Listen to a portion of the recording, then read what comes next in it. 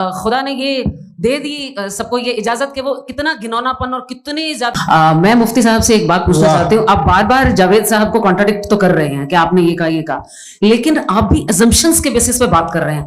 आपने खुदा के होने का कौन सा प्रूफ पेश किया है खुदा की एग्जिस्टेंस का? अब इस सवाल को अलग रहने दीजिए, कौन एथीस्ट है कौन नहीं है। और दूसरी बात जो आपने एक छोटी सी कही थी कि ये फ्री विल का इस्तेमाल करता है इंसान अपनी, लेकिन उस फ्री विल का इस्तेमाल में मतलब खुदा ने ये दे दी सबको ये इजाजत कि वो कितना घिनौनापन और कितनी ज्यादा खराब से खराब तरीके इस्तेमाल कर सकते हैं। जब आप सुनते जी, आप फ्री विल को मानती है ना, या कहती है कि फ्री विल नहीं है ना, मानती है ना?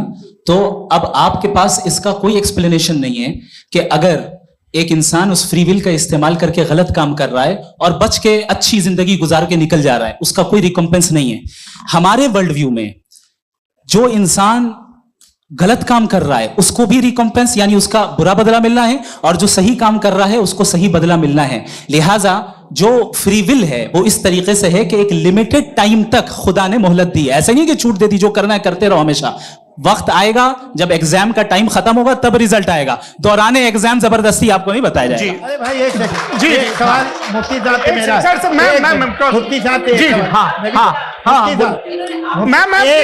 रुक जाइए, आपसे आप इसके बाद आपसे यही रहेंगे वो। हाँ बोलिए। मैं मुफ्ती साहब एक ही सवाल करता हूँ कि अगर जो हो रहा है फ्री विल से हो रहा है और एक दिन बरोज़ क़यामत इंसाफ होगा मैशर में वगैरह वगैरह, तो दुआ क्यों मांगते हैं लोग? दुआ मांगते हैं इसके मतलब है अभी भी उसने ये डिपार्टमेंट रखा है कि मैं रोजमर्रा की जिंदगी में बिल्कुल बिल्कुल ही कैन।